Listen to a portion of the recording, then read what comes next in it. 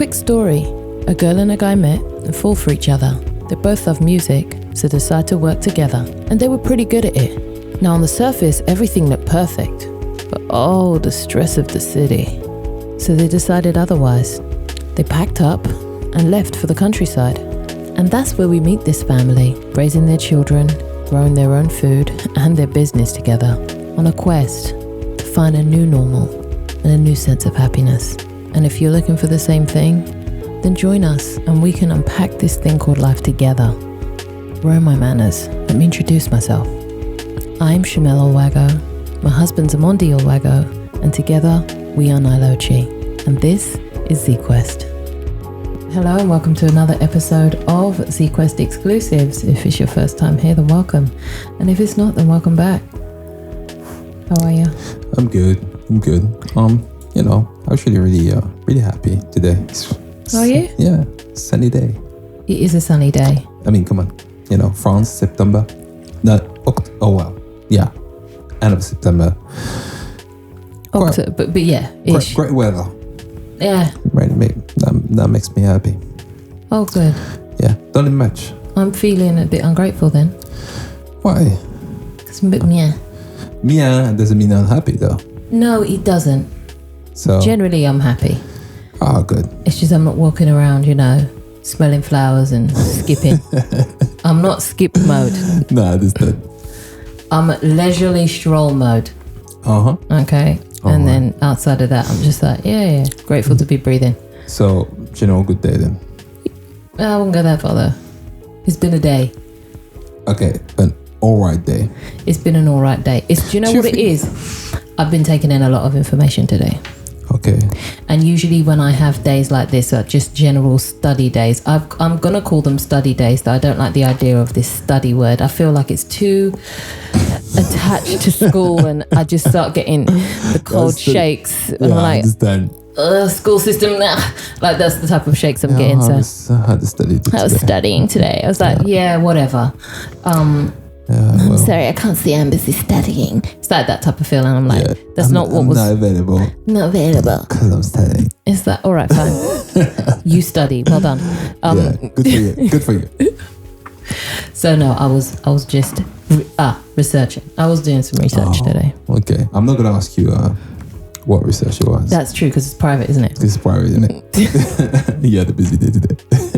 I was busy doing my very important research. Private busy day. Yeah.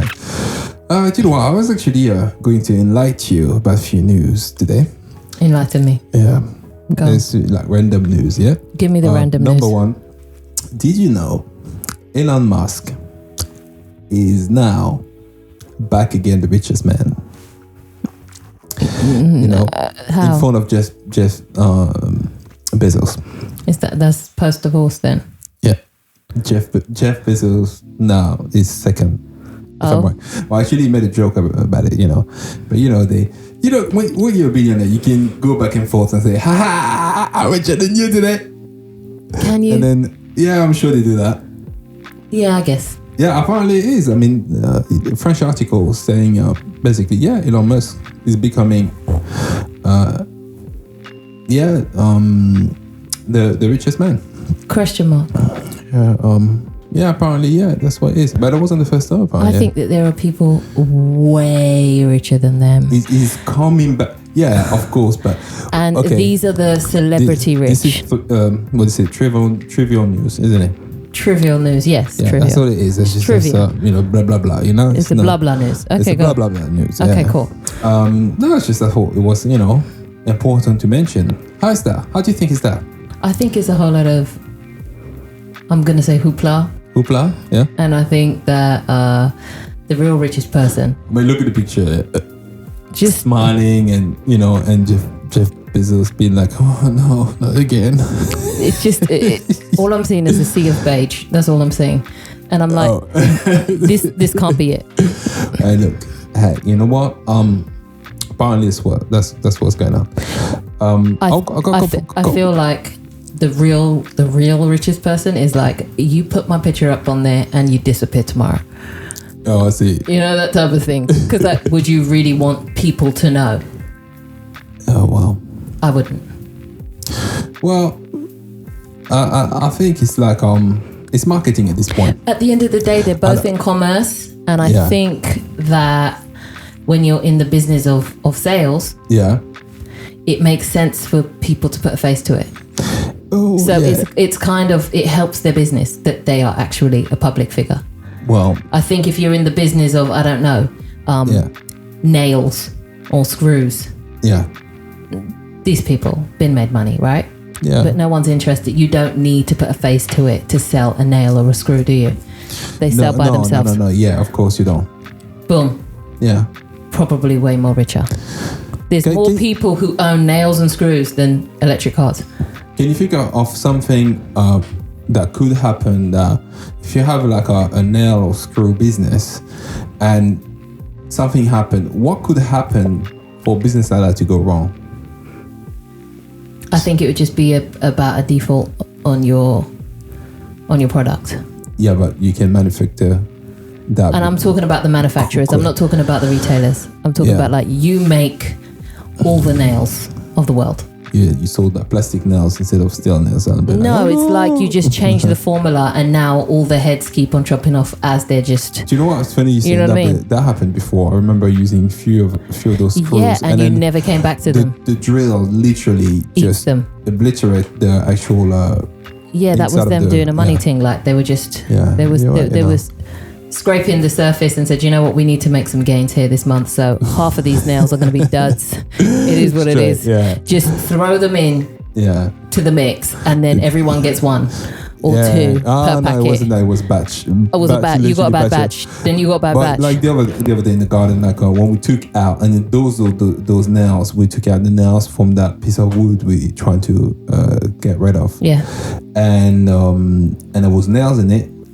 And I remember that was those nails because when I tried to take it out, it was like, a screw. Screws, yeah, sorry. Yeah. Screws. And basically when I was trying to unscrew them, like the head of it was already, ran down anyway. Did it already turn to butter? But then have you seen yourself use screws in the garden?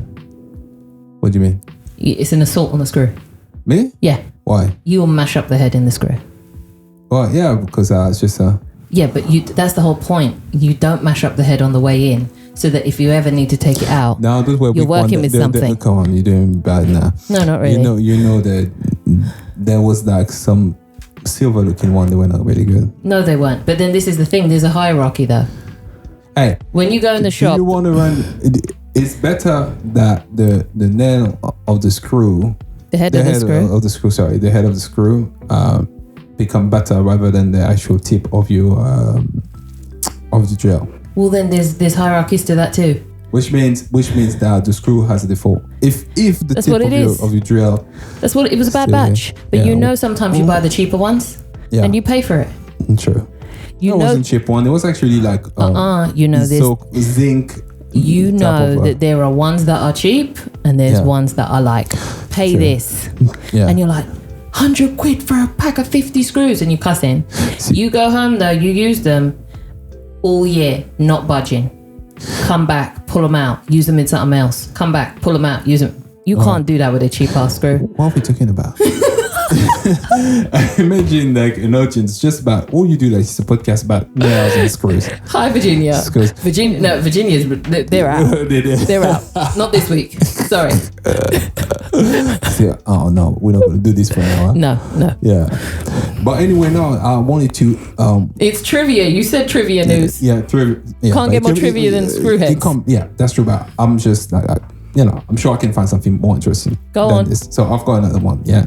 From The Guardian. Ooh. Yeah. Listen to this. And that's why I'm like, what are we doing? Go on. Rare gold coins dug out of walls of French mansion sold for $1.2 million. Now, hey, we bought the wrong house. I'm going to fundamentally blame you. How's that? Because I feel like I as the wife gave you the main say. Don't you laugh. It's not the type of relationship we have. We bought this one, I say. I was really trying to sell that. You know what? Fine. Fair enough. The house isn't old enough. It's 1880, this house. Well, would you like to know the story? Go on. We should have known. Listen, remember the person who owned here was a teacher. Was it? Yes. Yeah, it was actually, you're right. So, if it's anything like today... There's no rich teachers, is it? I don't think there ever was, though I think there was a time where it was held in great esteem. Yeah. 1800s. Yeah. Yes. Actually, it was a respectable job. It was right up there with doctor. Art teachers were like... That too, but any teacher. Yeah, you're right. Because not everyone got to go to school. That's true. So, of course, teachers were... You're right. You're damn right. Valued. So the 239 pieces of gold minted before the French Revolutions were found near Quimper in Western Brittany. Well, Quimper, en Bretagne. Okay. Hundreds of rare gold coins dug out of the walls of a remote French mansion fetched more than 1 million euros at auctions on Wednesday. How much did the house cost? Well, I don't. Hang on. Maybe they're saying, hang on. Stonemasons discovered 239. Is that the name? Yeah, it's the name of the stonemasons. I don't know who it is. Stonemasons are people who work on the stone, babe. So it's probably the people who were doing the chantier. Okay. Okay, I get it now. Discovered 239 pieces of gold. So they were actually working on the house, of course. This is why you got to stay on site. Yeah, minted before the French Revolution. Imagine that. Remember, do you know, okay, where we live, it is a historical site.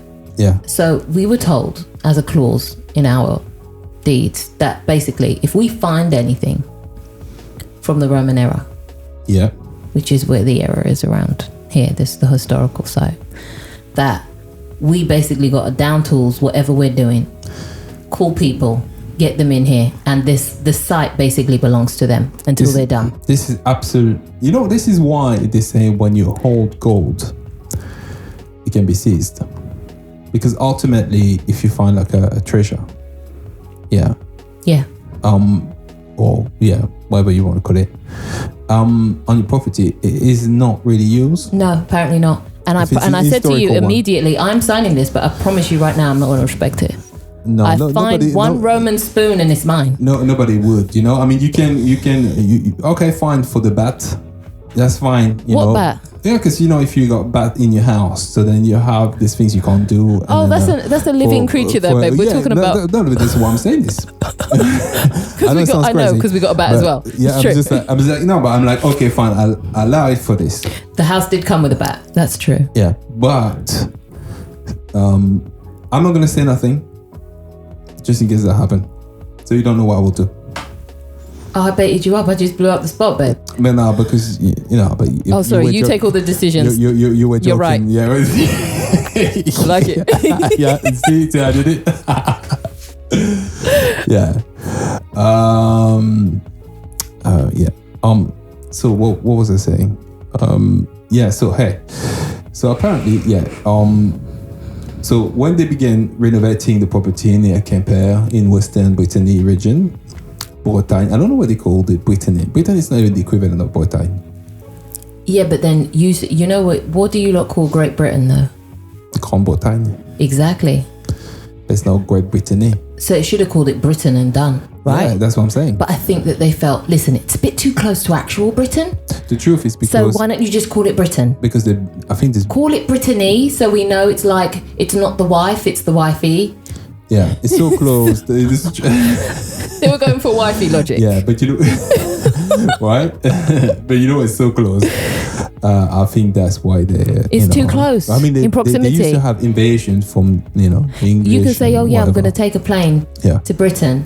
Yeah. And then you find yourself in the middle of France. Yeah. Well, on the coast of France. And then you're like, where's the London Eye? And you're like, oh, you meant Britain. Britain. Yeah, exactly. Yeah, go on.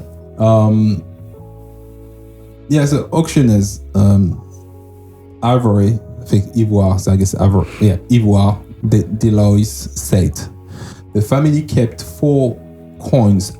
No way. What are you talking about? Hang on. Let me finish reading this. They the family seized them. kept 4 coins as souvenirs. It's a heist. And put the rest up for auction in western town of Angers. Okay, fine. With an estimated value of 250,000 to 300,000 euros.